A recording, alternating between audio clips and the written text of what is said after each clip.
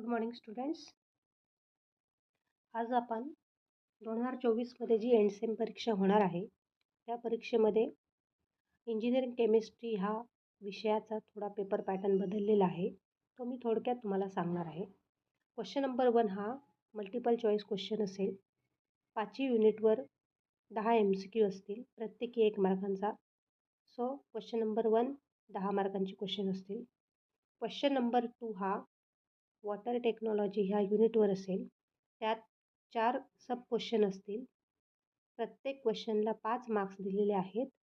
विद्यार्थ्यांनी ह्या 4 क्वेश्चनपैकी कुठलेही 2 क्वेश्चन अटेम्प्ट करायचे आहेत. ह्या वॉटर टेक्नॉलॉजी युनिटमध्ये 2 थेअरीचे प्रश्न असतील 5-5 मार्कांचे आणि 2 न्यूमरिकल्स असतील 5-5 मार्कांचे. सो विद्यार्थ्यांनी एक तर थेअरीचे क्वेश्चन सोडवायचे किंवा न्यूमरिकल सोडवायचे, हा विद्यार्थ्यांचा चॉईस असेल. क्वेश्चन नंबर 3 हा इन्स्ट्रुमेंटल मेथड ऑफ ॲनालिसिस ह्या टॉपिकशी रिलेटेड असेल. त्यात पुन्हा 4 क्वेश्चन असतील. विद्यार्थ्यांनी कुठलेही 2 क्वेश्चन ह्या युनिटमधले सोडवायचे आहेत. क्वेश्चन नंबर 4 हा ॲडव्हान्स इंजिनिअरिंग मटेरियल ह्या युनिटवर असेल. त्यात पुन्हा 4 सब क्वेश्चन असतील. त्यातले कुठलेही 2 क्वेश्चन्स विद्यार्थ्यांनी सोडवायचे आहेत. सगळे क्वेश्चन्स हे थेअरीचे असतील.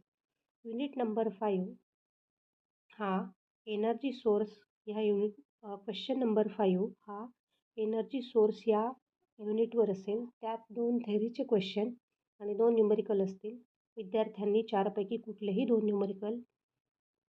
2 क्वेश्चन सोडवायचे आहेत. आणि शेवटचा क्वेश्चन असेल कोरोजन सायन्स या युनिटचा. त्यात पुन्हा 4 क्वेश्चन असतील. स्टुडंट्सने कुठलेही 2 क्वेश्चन सोडवायचे आहे, प्रत्येकी 5 मार्कांचे.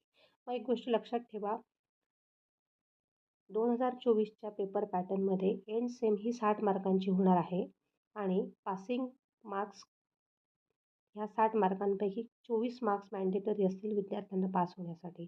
So best of luck to all students for your end sem exam. Thank you.